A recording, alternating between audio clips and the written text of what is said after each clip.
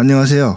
백만불 미스테리 레츠 아빠입니다. 오늘은 1981년 코네티컷주 브룩필드 마을에서 193년 역사상 첫 번째 살인사건으로 알려진 악령 살인사건에 대해서 이야기를 해보겠습니다. 때는 1981년 2월 16일 앨런 존슨은 자신이 다니던 회사에 병가를 내고 여자친구 데비가 일하고 있던 애견 하우스에서 그의 여동생 완다와 데비의 9살 사촌 메리와 함께 점심 식사를 하게 되는데요. 부부의 집주인이자 애견 하우스에서 데비의 고용주인 보노는 동네 술집에서 술을 마시고 점심 약속과 함께 계속해서 술을 마시게 되며 만취 상태가 됩니다. 술에 취해 비틀거리던 보노는 메리를 추행하고자 달려들었고, 이에 데비는 다른 이들은 밖으로 대피시킨 다음 보노와 대치를 합니다. 이것을 보게 된 앨런 존슨은 보노에게 달려들었고, 동물처럼 으르렁거리던 존슨은 5인치 약 13cm 정도의 주머니 칼을 꺼내어 보노를 연달아 찌르게 됩니다. 보노는 결국 몇 시간 후 사망하였고, 당시 변호사의 증언에 따르면 가슴 부위에 4-5회 찌른 상처, 그리고 다른 하나는 배에서 심장 밑에까지 뻗어 있는 상처가 있었다 라고 합니다. 그 후 존슨은 현장으로부터 3.2km 떨어진 현장에서 발견되었고, 브룩필드 경찰서의 경찰로부터 체포가 되는데요. 존슨이 체포되어 차량에 올라타면서 했던 말은 나는 음주에 문제가 있어 도움이 필요하다 라는 말을 하고 차 안에서 20에서 25분 정도 발광을 한 다음 잠이 들었다고 합니다. 여기까지가 앨런 존슨이 체포되는 과정이었는데요. 앨런 존슨은 왜 집주인 보노를 살해하게 되었을까요? 그 배경은 수개월 전으로 거슬러 올라갑니다.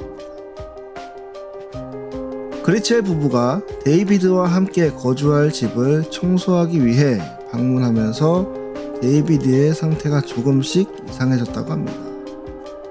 데이비드는 갑자기 한 노인이 나타나 자신을 밀치고 겁을 주었다고 그리첼 부부에게 이야기를 합니다. 부부는 아이가 아직 9살밖에 되지 않아 청소가 귀찮아 노인 핑계를 대고 있는 정도로만 생각하게 되죠. 데이비드는 노인이 가족을 전부 해칠 것이다 라고 경고했었다 라고 이야기하지만 부부는 대수롭지 않게 넘기죠. 심지어 데이비드는 다락방에서 무언가를 보았고 그것이 라틴어를 중얼거렸으며 자신의 영혼을 훔치겠다라는 등의 이야기를 했었다는데요.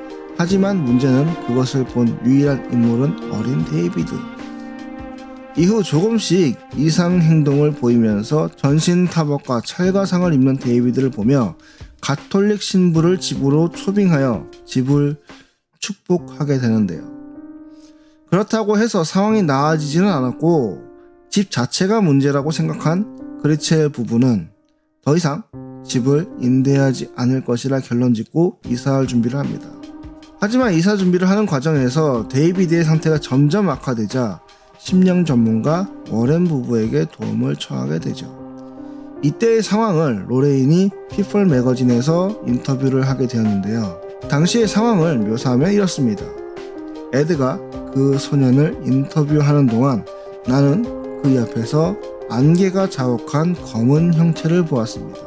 데이비드의 목에 붉은 자국이 생기며 목이 막히는 것을 그리첼 부부를 포함한 데비 또한 목격하였으며 다른 세상의 목소리로 성격이나 신라권의 구절을 낭송하였고 그리첼 부부는 데이비드가 항상 경련을 일으켜 가족 중 한 명은 밤새 데이비드와 함께 깨어 있었다고 이야기합니다. 이에 데이비드는 약 3번의 하급 엑소시즘을 받게 되는데요. 로레인은 데이비드가 공중으로 떠오르며 한동안 호흡을 멈추는 등의 모습을 보였다고 합니다. 하지만 결국 엑소시즘은 실패를 하게 되었고 데이비드가 괴로워하는 모습을 보다 못한 앨런 존슨이 데이비드를 괴롭히지 말고 나에게 와라 라며 악마로 하여금 자신을 소유하도록 부추겼는데, 이후 데이비드는 몸이 점차 나아졌으며 애런 존슨은 그 후로 이상 행동을 보이게 됩니다.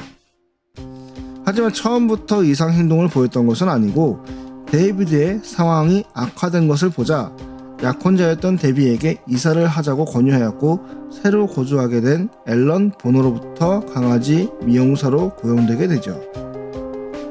데비와 존슨은 주변 아파트를 임대하였고, 이후 존슨은 데이비드와 비슷한 증상을 보이기 시작합니다. 화가 난 짐승처럼 으르렁대는 것을 반복하더니 잠이 들고, 이후에는 기억을 하지 못하는 것이 반복되게 됩니다. 그리고 마침내 앞서 이야기한 앨런 보노를 살해하는 살인사건이 발생하게 된 것입니다. 소위 악마라 불리는 것들은 존슨의 몸에 자리 잡은 후 그의 약혼자 데비는 사람들에게 다음과 같이 말했습니다. 아르네 존슨은 종종 무아지경에 빠졌습니다. 그는 으르렁거리며 그 짐승을 보았다고 말했고, 나중에는 그것에 대한 기억이 없다고 말했습니다. 결론은 판사가 이를 증명할 방법이 없다며 악마 빙의 변호를 받아들이지 않았는데요. 존슨은 1급 과실치사 혐의로 유죄 판결을 받고 10년, 20년형 중 5년 복역했습니다. 어떻게 5년만 복역을 했는지 말씀드리겠습니다. 12만 5천 달러의 보석금을 내고 브리지버트 교정센터에 수감되었고, 이것은 브룩필드에서 역사상 최초로 악령살인 사건으로 기록이 됩니다. 하지만 실제 주인공 칼 그라첼의 AP 통신 인터뷰는 내용이 뭔가 좀 이상합니다. 칼 그라첼은 워렌 부부가 금전적 이익을 위해 그의 가족을 착취하였다라고 2007년 AP통신과 인터뷰에서 형 데이비드가 어릴 적 정신질환을 앓았으나 현재는 회복하였다라고 말합니다. 글라첼은 AP에 우리가 어렸을 적 겪었던 일은 지옥 그 자체였다라고 말합니다. 그냥 악몽이었다.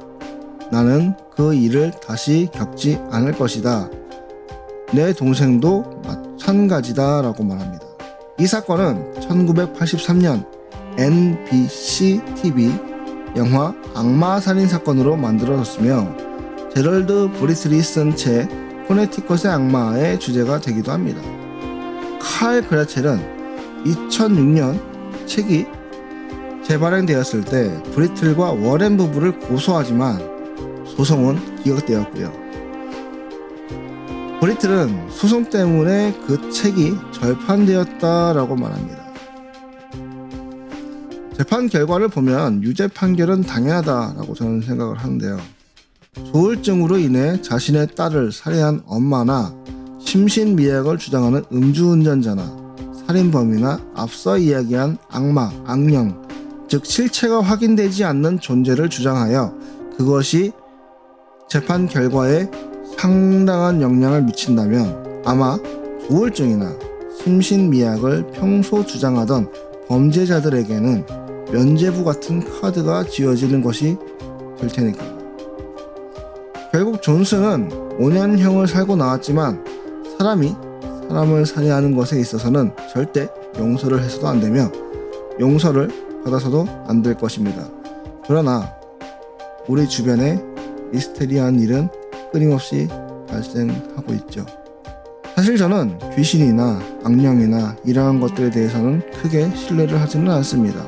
그러나 누군가는 말하죠. 악령은 존재한다고 말하죠.